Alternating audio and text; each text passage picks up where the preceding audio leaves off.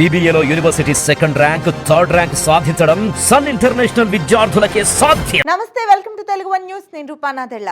Mega DSC land titling act రద్దుకు AP cabinet ఆమోదం. ఆంధ్రప్రదేశ్ మంత్రివర్గం ముఖ్యమంత్రి చంద్రబాబు నాయుడు అధ్యక్షతన గురువారం అంటే జూన్ 24 భేటీ అవుతోంది. రాష్ట్రంలో తెలుగుదేశం కూటమి అధికారంలోకి వచ్చిన తర్వాత జరుగుతున్న తొలి కేబినెట్ భేటీ కావడంతో సర్వత్రా ఆసక్తి నెలకొని ఉంది. ఈ భేటీలో చర్చించే అంశాలేమిటి, తీసుకునే నిర్ణయాలేమిటి, ముఖ్యంగా జగన్ హయాంలో అక్రమాలకు పాల్పడి జగన్ ఆదేశాలకు అనుగుణంగా ఆయన తొత్తులుగా పనిచేసి ప్రత్యర్థులపై అక్రమ కేసులు, వేధింపులు, దాడులతో చెలరేగిపోయిన అధికారులపై చర్యలకు సంబంధించి చర్చ జరుగుతుందన్న భావన సర్వత్రా వ్యక్తమవుతోంది. అదేవిధంగా లోకేష్ రెడ్ బుక్ ఆధారంగా చర్యలకు ఉపక్రమించే అంశంపై కూడా కేబినెట్ చర్చించే అవకాశం ఉందని అంటున్నారు. అయితే విశ్వసనీయంగా తెలిసిన సమాచారం మేరకు జగన్ హయాంలో భ్రష్టు పట్టిపోయిన వివిధ శాఖల ప్రస్తుత పరిస్థితిపై శ్వేతపత్రాల విడుదలకు సంబంధించి కేబినెట్ భేటీలో ఒక నిర్ణయం తీసుకునే అవకాశం ఉందని అంటున్నారు.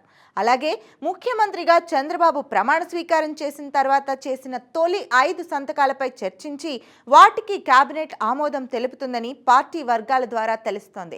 చంద్రబాబు సీఎంగా ప్రమాణ స్వీకారం చేసిన అనంతరం mega DSC, land titling act రద్దు, పింఛను పెంపు, అన్నా క్యాంటీన్ల పునరుద్ధరణ, అలాగే నైపుణ్య గణన ఫైళ్లపై సంతకాలు చేసిన సంగతి తెలిసిందే.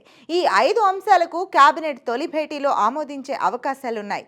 అలాగే వీటికి అనుగుణంగా బడ్జెట్ రూపకల్పనపైన మంత్రివర్గంలో చర్చించే అవకాశం ఉంది. అలాగే చంద్రబాబు సీఎంగా ప్రమాణ స్వీకారం చేసిన తర్వాత పోలవరం, అమరావతిలో పర్యటించారు. ఇప్పుడు కేబినెట్ భేటీలో పోలవరం ప్రాజెక్టు, అమరావతి నిర్మాణం నిర్దిష్ట కాల వ్యవధిలో పూర్తి చేసేందుకు విధుల సమీకరణపై కూడా కేబినెట్ భేటీలో చర్చిస్తారంటున్నారు.